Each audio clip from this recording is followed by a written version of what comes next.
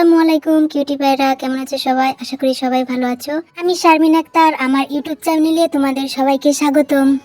তোমাদের জন্য নতুন একটা ওয়ান শট নিয়ে আসলাম আমাদের ওয়ার্ল্ড হ্যান্ডসাম কিংসক জিনের জন্মদিন উপলক্ষে। তো তোমাদের যদি ভিডিওটা ভালো লাগে অবশ্যই লাইক, কমেন্ট, শেয়ার এবং সাবস্ক্রাইব করে বেল আইকন বাটনে ক্লিক করে রাখবা। আর হ্যাঁ, এখানে নাম জিনের কোনো রকম রোম্যান্স থাকবে না, তাদের শুধু খুনসুটি দেখা যাবে, শুধু তেকুক থাকবে। ওকে, তাহলে চলো গল্প স্টার্ট করা যাক। বয়স হয়েছে আমার, তোর আব্বুর চুলেও পাক ধরেছে। এখন আমাদের নাতি নাতিদের নিয়ে সময় কাটানোর বয়স, অথচ তাদের চেহারা দেখা তো দূর, এখনো ছেলের বউয়ের মুখ দেখায় কপালে জুটলো না। একরাশ হতাশা নিয়ে কথাগুলো বললেন ছেলের উদ্দেশ্যে জিন বেগম। আম্মু, আমি কি একবারও বলেছি যে আমি বিয়ে করব না? কবে করবি? হ্যাঁ, নিজের পছন্দ থাকলে বল, তাও তো বলিস না। এইবার আমার পছন্দের মেয়েকে বিয়ে না করে কিভাবে বাড়ি থেকে 2 পা তো দূর 1 পাও বের করিস সেটাই আমি দেখব। জিন বেগমের কথায় জঙ্কুক মায়ের দিকে বিরক্তি ভরা চাহনিতে তাকিয়ে রইল। ছুটিতে বাড়িতে আসলেই এই এক টপিক নিয়ে কথা বলতে বলতে আম্মু তার কান ঝালাফালা করে দেয়। সে মায়ের কথায় কান না দিয়ে ল্যাপটপ নিয়ে বসলো। জিন বেগম ছেলের গাছাড়া ভাব দেখে আরো তেতে উঠলেন। অন্তঃপর ঝাঁঝালু কণ্ঠে বললেন, বিয়ের জন্য নিজেকে প্রস্তুত কর। এবার আমি আর কোনো বাহানা শুনবো না। আজ বিকেলে মেয়ে দেখতে যাব, তোর আব্বু খোঁজ খবর নিয়েছে, আমাকে যেন আর বলতে না হয়। এই বলে জিন বেগম ছেলের ঘর থেকে বেরিয়ে গেলেন। জঙ্কুক মায়ের কথা শুনে অবাক নয়নে তাকায় সেদিকে। তাকে কিছু না জানিয়ে হঠাৎ করে মেয়ে দেখতে যাবে? কোন মেয়ে, কোথাকার মেয়ে? আব্বু আম্মু তাকে পেয়েছেটা কি? সে যথেষ্ট বুঝদার একটা ছেলে। আব্বু আম্মু কি আমায় এখনো সেই 10 বছরের বাচ্চা ভাবছে? এভাবে ধরে বেঁধে বিয়ে দেওয়ার কোনো মানে হয়? সে তো বলেনি কোনোদিন বিয়ে করবে না, সবে অনার্স শেষ করলো, মাস্টার্সে ভর্তি হয়েছে। ঢাকায় বাবার গার্মেন্টস আছে, পড়াশোনার সুবাদে তার ঢাকায় থাকা। বাবার পাশাপাশি সেও টুকটাক দেখাশোনা করে গার্মেন্টসের। আব্বু আম্মু দুজনেই তাকে গার্মেন্টসের দায়িত্ব নিতে বলছে, কিন্তু তার ইচ্ছে নিজ উদ্যোগে বাইকের শোরুম দেওয়া। অথচ তার বাবা মা বুঝতেই চাইছে না। বিরক্ত হয়ে ল্যাপটপ রেখে শুয়ে পড়ল। কিছু ভালো লাগছে না। ঢাকা ভার্সিটিতে পড়াশোনা করায় মেয়েদের বিশ্বাস করতে ইচ্ছে করে না। ভার্সিটির সবচেয়ে ভদ্র মেয়েটাও চিপা গলি থেকে বের হয়। এসব দেখে কিভাবে বিশ্বাস করবে? সেই থেকেই সিদ্ধান্ত নিয়েছিল গ্রামের সহজ সরল মেয়েকে বিয়ে করবে। খুব ভালো করে খোঁজ খবর নিয়ে তবেই কবুল বলার প্রস্তুতি নিবে।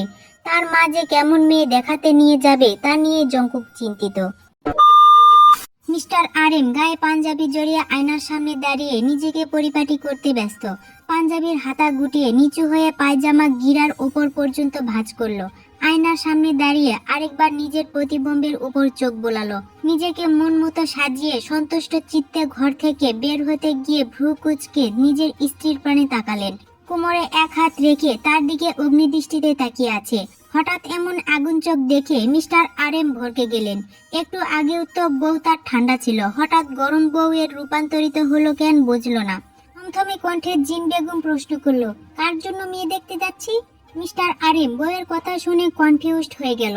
ভাবলো ছেলেই একমাত্র বউহীন, তার ছোট ভাইদের তো বিয়ে হয়ে গিয়েছে। জঙ্কুকের মামারাও সব মিঙ্গেল। ভাবনা রেখে শুষ্ক হেসে জবাব দিল, আমাদের ছেলে জঙ্কুকের জন্য দেখতে যাচ্ছি কেন বলো তো? তুমি তো সকালে আমাকে বললে, এত তাড়াতাড়ি ভুলে গেলে? তোমার তো বয়স কমে আছে, এত তাড়াতাড়ি ভুলতে শুরু করলে? জিন বেগম ঝড়ের বেগে স্বামীর কাছে গিয়ে টেনে পাঞ্জাবির হাতা নামিয়ে দিলেন। অন্তঃপর রুক্ষ কণ্ঠে বললেন, বয়স চূড়া কোথাকার! তোমায় দেখে কেউ বিশ্বাসই করবে না যে তোমার ঘরে বিয়ের বয়সী একটা ছেলে আছে। সবাই ভাববে তোমায় নকল বাপ সাজিয়ে মেয়ে দেখতে গেছি। বুড়োদের মতো করে সেজে যেন ঘর থেকে বের হতে দেখি, এই বলে দিলাম। মিস্টার আরএম তার স্ত্রীর কথা শুনে তবদা খেয়ে চেয়ে রইল। সে বুড়ো সাজবে কিভাবে? বুড়ো হওয়ার মেকআপ তো কেনা হয়নি তার। অসহায়ভাবে তাকালো পাঞ্জাবির হাতা দুটোর দিকে। বউ তার নিজ দায়িত্বে দুমড়ে মুচড়ে দিয়েছে। অন্য সব বউ স্বামী কোথায় যাওয়ার আগে বউরা তাদের স্বামীকে মনের মতো করে সাজায়, আর তার এক পিস বউ নিজ দায়িত্বে তাকে এলোমেলো করে তবেই দরজার বাইরে পা রাখে। এসব ভেবে সে হতাশার নিঃশ্বাস ফেলল। তারপর বলল, বুড়ো কিভাবে সাজবো? জিন বেগম ব্যস্ত পায়ে এসে স্বামীর মুখোমুখি দাঁড়ালো। পা দুটো সামনে উঁচু করে মাথার চুলগুলো এলোমেলো করে দিল। অন্তঃপর স্বামীর হাত ধরে হাঁটা দিল জঙ্কুককে ডাকতে।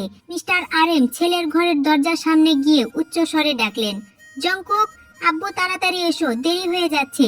বেশ কিছুক্ষণ দাঁড়িয়ে অপেক্ষা করেও জঙ্কুকের সারা শব্দ পেল না। জিন বেগম রেগে বলল, ছেলেকে তোমার মতো ঘাড়তেরা বানিয়েছো, এখন সামলাতে হয় আমাকে। এই বলে ছেলের ঘরের দিকে হাঁটা দিল। জিন বেগমের কথায় মিস্টার আরএম বোকা চোখে বউয়ের প্রস্থান দেখলো। দুঃখী দুঃখী মুখ করে নিজের মনে আওড়ালো, বউয়ের বাধ্য বর হয়েও এই ছেলের জন্য আমাকে অবাধ্য বরের উপাধি পেতে হচ্ছে।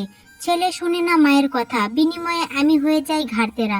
জিন বেগম ঘরে গিয়ে দেখলো ছেলে তার আরামে ঘুমাচ্ছে। ছেলের উপর বিরক্ত হলেন, বিড়বিড় করলেন, এক নম্বরের ঘাড়তেরা হয়েছে, আমার হয়েছে যত জ্বালা। বাহুতে হাত রেখে কয়েকবার ডাকলেন।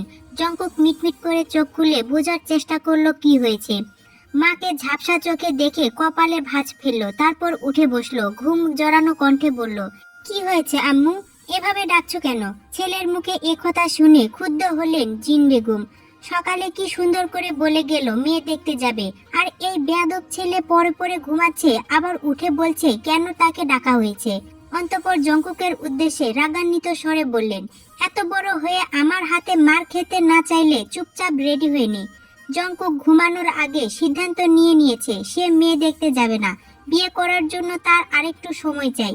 মেয়ে হলে এতক্ষণ কেঁদে ভাসাতো, ছেলে হওয়ায় ঠিকঠাক কাঁদতেও পারছে না। কে যেন বলেছিল ছেলেদের কাঁদতে নেই। অন্তঃপর তার আম্মুকে বুঝানোর স্বরে বলে, আমি যাব না আম্মু, আমার আরেকটু সময় প্রয়োজন। আমি কথা দিচ্ছি তোমাদের পছন্দ করা মেয়েকেই বিয়ে করব। আমাকে আর 2-3টা বছর সময় দাও প্লিজ, একটু বোঝার চেষ্টা করো। তুইও বোঝার চেষ্টা কর, আমার আর তোর আব্বু নাতি নাতনিদের সাথে খেলা প্রয়োজন।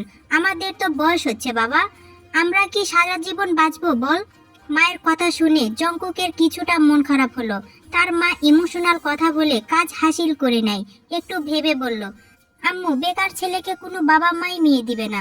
আমাকে একটু সময় দাও, আমি নিজের কোম্পানিটা দাঁড় করাই, একটু ভালো পজিশনে যাই। কথা দিচ্ছি তারপর তোমাদের পছন্দের মেয়েকেই বিয়ে করব। আমি বাবার টাকায় বসে বসে খেতে চাই না আম্মু। বসে খেতে না চাইলে শুয়ে শুয়ে খাবি, আর তোর বাবার যা আছে তা খেয়ে শেষ করতে পারবি না। মাথা থেকে এসব ভাবনা ঝেড়ে ফেল। বেকার ছেলেকে দিয়ে মেয়েকে বিয়ে দেবে কিনা সেই ভাবনা তোর নয়, আমরা আছি এসব ভাবার জন্য। এখন চুপচাপ রেডি হয়ে নে, আমি আর তোর আব্বু অপেক্ষা করছি, দ্রুত যা। জঙ্কুক হাল ছেড়ে দিল। তার বাবা মা যে তাকে বিয়ে দেওয়ার জন্য আটঘাট বেঁধে নেমেছে তা বুঝতে পারলো। হাজার অনীহা থাকা সত্ত্বেও কোনো রকম রেডি হয়ে বের হলো বাবা মায়ের সাথে। জঙ্কুক অনুরক্তহীন ভাবে বসে আছে তার বাবার পাশে। সামনের সোফায় লাল শাড়ি পরিহিত, নাক পর্যন্ত ঘোমটা টানা এক মেয়ে লাজুক মুখশ্রীতে বসা, মুখ দেখতে পাওয়া দুষ্কর। জিন বেগম ধীর পায়ে পাত্রীর পাশে গিয়ে বসলেন। মাথার ঘোমটাটা সরিয়ে থুতনি উঁচু করে মিষ্টি হেসে বললেন, মাশাআল্লাহ। জঙ্কুকের মধ্যে বিন্দুমাত্র আগ্রহ নেই মেয়ের মুখ দেখার। মায়ের কথায় এক পলক লাল শাড়ি পরা মেয়েকে দেখলো। মাথা নিচের দিকে নামিয়ে রেখেছে, এমন ভাবে যে থুতনি একদম গলার নিচে গিয়ে ঠেকছে। জঙ্কুক বুঝলো না এত লজ্জা পাওয়ার কি আছে। অপছন্দ হওয়ার মতো মেয়ে না, তবে আপাতত তার এসবের বিন্দুমাত্র আগ্রহ নেই। মনে মনে আওড়ালো, এতই যখন লজ্জা, এই মেয়েকে পাত্রপক্ষের সামনে আসতে কে বলেছিল? এই মেয়ে রাজি না হলেই তো সে বিয়ে নামক প্যারা থেকে বেঁচে যেত। অসহ্য। বাবার কথায় অবাক নয়নে তাকালো জঙ্কুক তার বাবার পানে। সে দেখতেই আসতে চাচ্ছিল না, সেখানে এখনই নাকি বিয়ে পড়িয়ে দেবে। পাশ থেকে তার বাবা তার কানে কানে ফিসফিসে সরে বলল, তোমার কি মত আব্বু? জঙ্কুক দাঁতে দাঁত চেপে বলল, আরো 2-4টা বিয়ে করিয়ে দাও, আমার কোনো সমস্যা নেই আব্বু, আমি 2 পায়ে রাজি। মিস্টার আরএম ছেলের কথায় কৌতুক স্বরে বলল, আপাতত একটাই করো। তুমি তোমার স্ত্রীকে সামলাতে পারলে, তাকে মানাতে পারলে আমাদের আরো কয়েকটা পাত্রী দেখতে কোনো সমস্যা নেই আব্বু। জঙ্কুক তার আব্বুর কথায় পাত্তা না দিয়ে অসহায় ভঙ্গিতে বলল, আব্বু তোমরা আমাকে একটু বুঝো, আমি তো এই মেয়েকে ঠিক করে চিনি না, জানি না, হুট করে কিভাবে একটা অচেনা মেয়েকে বিয়ে করি বলো? একটু সময় দাও আমায়, তোমরা একটু বোঝার চেষ্টা করো। তার বাবা মজার ছড়ে বলল, তুমিও বোঝার চেষ্টা করো আব্বু, নাতি নাতনিদের ছাড়া আমি আর তোমার আম্মু দিন দিন শুকিয়ে যাচ্ছি। অন্তঃপর ছেলেকে বোঝানোর সুরে বলল, আমি আর তোমার আম্মু চিনি মেয়েকে, খুব ভালো করে খোঁজ খবর নিয়েছি, অনেক ভদ্র মেয়ে, শালীনতা সম্মত একটা মেয়ে দিচ্ছি তোমায়। কোথায় আমাকে আর তোমার আম্মুকে ধন্যবাদ দিবে, তা না করে আপত্তির পর আপত্তি করছো। জঙ্কুক সব আশা ছেড়ে দিল। আব্বু আম্মুকে কিছু বলে লাভ নেই, মেয়েটার উপর রাগ হচ্ছে এখন। কিভাবে অচেনা অজানা একটা ছেলেকে বিয়ে করতে ঢ্যাং ঢ্যাং করে রাজি হয়েছে। আজ খুব করে একটা বড় ভাই অথবা ছোট বোনের অভাব বোধ করছে জঙ্কুক। বড় ভাই বা ছোট বোন থাকলে তাদের জন্য সে আরেকটু সময় পেত, তাদের সিরিয়াল আগে দিয়ে, কিন্তু সে তো একা। মনে মনে আফসোস সুর টানলো। মিস্টার আরিম গলা ঝেড়ে মেয়ের বাবার উদ্দেশ্যে বলল, তাহলে কাজী ডাকুন ভাই, আমরা তৈরি। মিস্টার সুবিন খুশি হয়ে আলহামদুলিল্লাহ বলল। মেয়েটাকে নিয়ে সবসময় টেনশনে থাকতেন, এত বড় ভর থেকে প্রস্তাব আসায় এক কথায় রাজি হয়ে যায়। খোঁজ খবর নিয়েছে, ছেলে ভালো ভদ্র, কোনো দোষ চোখে পড়েনি। সবকিছু বিবেচনা করে স্ত্রীর সাথে পরামর্শ করে ঘটককে সম্মতি দিয়েছিলেন। জঙ্কুক কিছুক্ষণ ভাবলো একটা বিষয় নিয়ে। ইন্টার ফার্স্ট ইয়ারে পড়ে মেয়ে, তার থেকে মোটামুটি বয়স 5-এর গ্যাপ, তবে বছর 2 পরে অ্যাডমিশন দিবে নিশ্চয়। চান্স হলে পাবলিক ভার্সিটিতে পড়তে যাবে। প্রতিটা ভার্সিটি তার কাছে অসুস্থ পরিবেশ লাগে। তার বউকে অমন পরিবেশে পাঠানোর কথা ভুলেও ভাববে না। জীবনে একটা প্রেম করলো না, বউয়ের জন্যই জমা রেখেছে সব অনুভূতি। নিজে কিছু করে তারপর বিয়েটা করতে চেয়েছিল, আব্বু আম্মুর জন্য তা আর হলো না। ভাবনার জগৎ থেকে বেরিয়ে হালকা কেশে সকলের উদ্দেশ্যে বলল, আমার একটা শর্ত আছে। ছেলের কথায় জিন বেগম মিস্টার আরেম দুজনেই ভ্রুকুচকে তাকালো ছেলের পানে। এ আবার কি শর্ত দিবে কে জানে। এই ভেবে দুজনের কপালে চিন্তার ভাঁজ পড়ল। তে ঘুমটার ভিতর থেকে চোরাচোখে চাইলো জঙ্কুকের পানে। ভাবলো আসার পর থেকে কোনো কথা বলল না, গোমরা মুখে বসেছিল এতক্ষণ। বিড়বিড় করলো, গোমরা মুখ একটা। নেহাত বাবা মার বিরুদ্ধে যাবে না, নয়তো এই গোমরা মুখকে দেখে বিয়ের শখ মিটে গেছে তার। দেখতে সুদর্শন হওয়া পর্যন্ত হলেও এমন পেঁচামুখ মানুষকে তার পছন্দ নয়। শর্তের কথা শুনে ভ্রু কুচকালো। ভবিষ্যতে পাবলিক ভার্সিটিতে পড়তে পারবে না মেয়ে, ন্যাশনাল কলেজ থেকে অনার্স পড়তে হবে। জঙ্কুকের কথা শুনে মিস্টার সুবিন হেসে বলল, তোমরা যা চাও বাবা তাই হবে ইনশাল্লাহ। জঙ্কুক স্বস্তির নিঃশ্বাস ফেলল। যাক, একটা ব্যাপার তো মনের মতো হচ্ছে, এই শান্তি। ঘুমটার আড়ালে থাকা রমণীর মাথায় যেন আকাশ ভেঙে পড়ল। তার কত স্বপ্ন ছিল সে পাবলিক ভার্সিটিতে পড়বে, স্বপ্নের ভার্সিটি ঢাকা ভার্সিটিতে অ্যাডমিশন দিবে। এই গোমরামুখ বিয়ে না করতেই তার স্বপ্নের মধ্যে বা হাত ঢুকিয়ে দিল। মনে মনে ফুঁসলো, এই লোককে দেখে নেবে। খুবই সাদামাটা ভাবে বিয়ে হলো তেকুকের। বিয়ের আগে তে ঘরে গিয়ে তার মাকে বলেছিল, আম্মু আমি ভার্সিটিতে পড়তে চাই, আব্বুকে বুঝিয়ে বলো। আর এই ছেলে ভালো না আম্মু, আমি দেখেই বুঝেছি। দেখলে না কেমন পেঁচার মতো মুখ করে রাখছে। তের কথা শুনে ইউনজুন বেগম রেগে বলল, থাপ্পড় খাবি একদম, তোর আব্বু খোঁজ খবর নিয়েই এগিয়েছে, ছেলে যথেষ্ট ভদ্র। মেয়ের মাথায় হাত বুলিয়ে কোমল সুরে বলল, মন খারাপ করিস না মা, দেখবি অনেক সুখী হবি। আমাদের তো কারি কারি টাকা নেই, এই বিয়েতে অমত করিস না মা। তে নিশ্চুপ হয়ে মায়ের কথা শুনলো। অন্তঃপুর মুখে মিথ্যা হাসি ফুটিয়ে মাকে জড়িয়ে ধরলো। মৃদু হেসে বলল, আমি জানি আম্মু, তোমরা যা করবে তাতেই আমার মঙ্গল। মেয়ের কথাই স্বস্তি পেল ইউনজুন বেগম। আজই যেতে হবে এই বাড়ি থেকে ভেবে মন ভার হলো তের। মেয়ের কপালে আলতো চুমু আঁকলো ইউনজুন বেগম। ঝাপসা হলো চোখ, তবে তা মেয়ের থেকে আড়াল করতে দ্রুত ঘর থেকে বের হলো, যেন মায়ের কত তাড়া মেয়ের থেকে পালানোর। তের চোখ ছাপিয়ে জল গড়ালো, তবে তা অযত্নেও মোছার প্রয়োজন মনে করলো না। কাতর চোখে মায়ের পালানো দেখে গেল শুধু। ভাবনার জগৎ থেকে বেরোলো তে। গাড়ির ভিতর থেকে একবার বাইরে চাইলো, চোখ ঝাপসা হয়ে গেল। আবার কবে আব্বু আম্মুকে দেখতে পাবে কে জানে। ছোট বোন ন্যান্সি ছাড়া কখনো থাকা হয়নি কোথাও গিয়ে।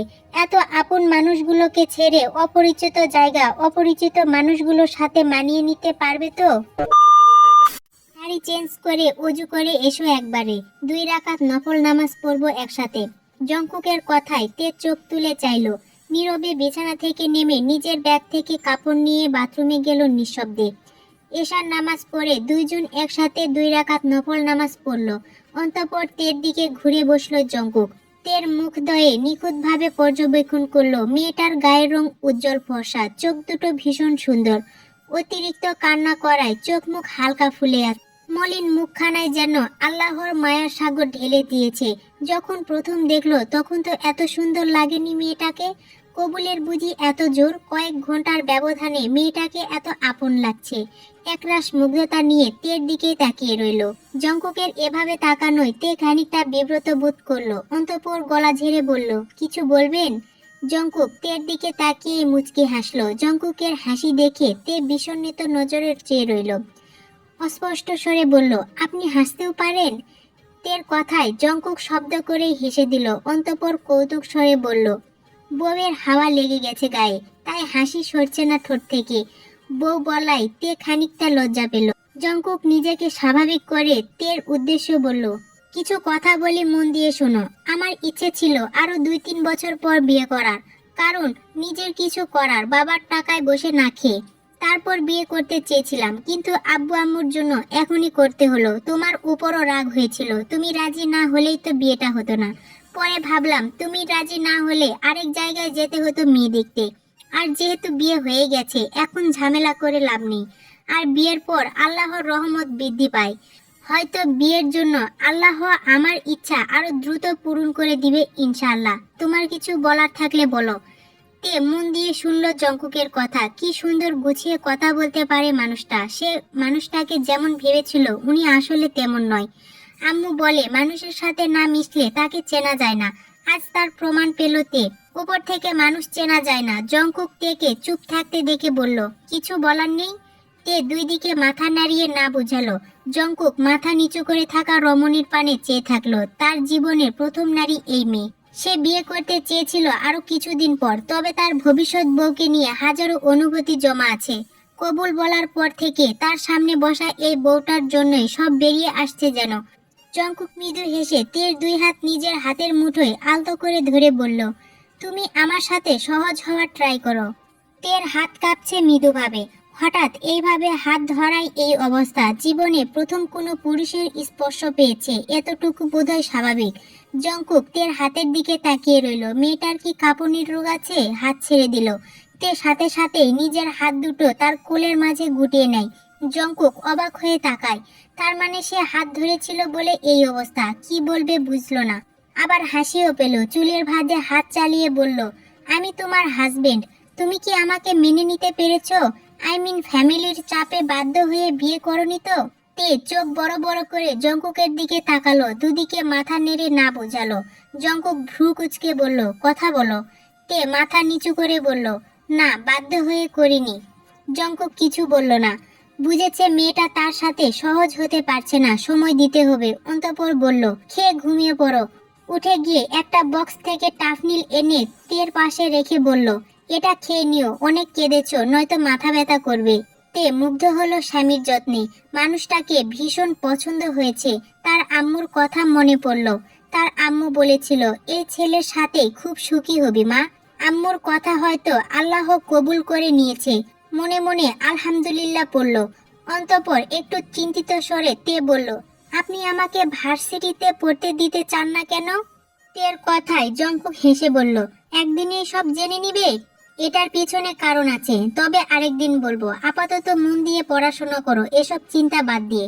তে আর কথা বাড়ালো না, তবে একটু মন খারাপ হলো। বিশেষ পাত্তা না দিয়ে শুয়ে পড়লো। ভীষণ ক্লান্ত লাগছে। একটু পর জঙ্কুক বিছানায় এক পাশে দূরত্ব রেখে শুয়ে পড়লো।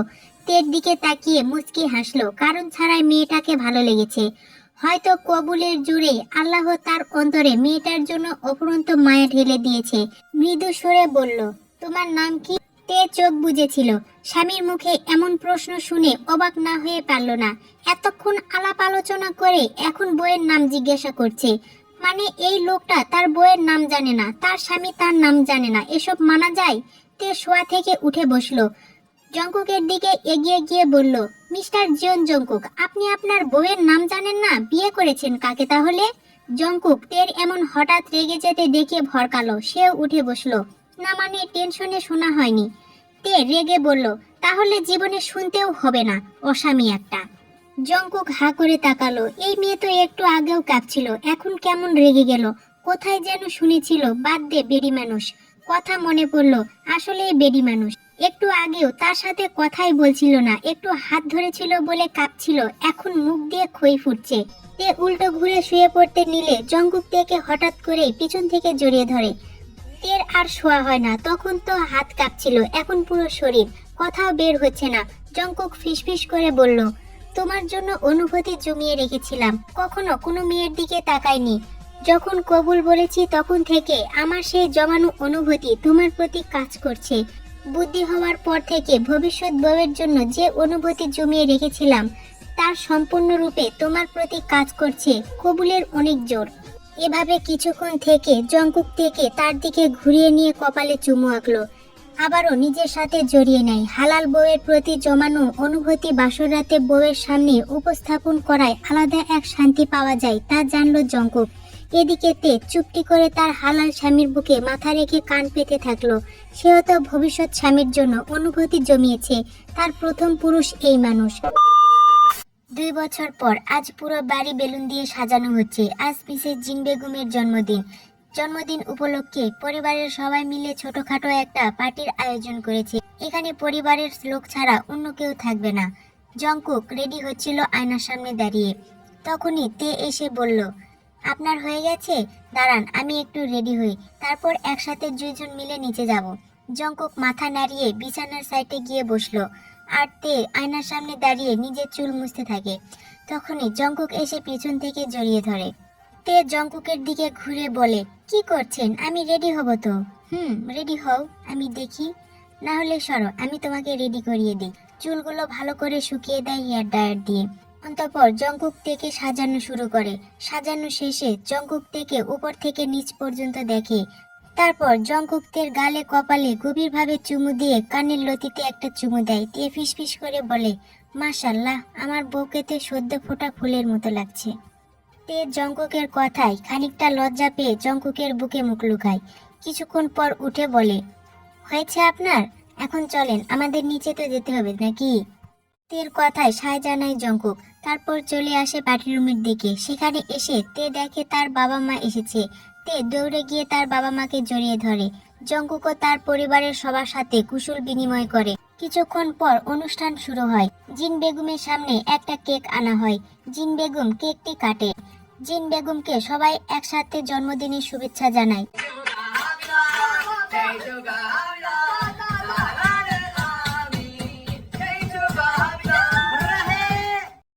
এভাবে কিছুক্ষণ পার্টি চলতে থাকে।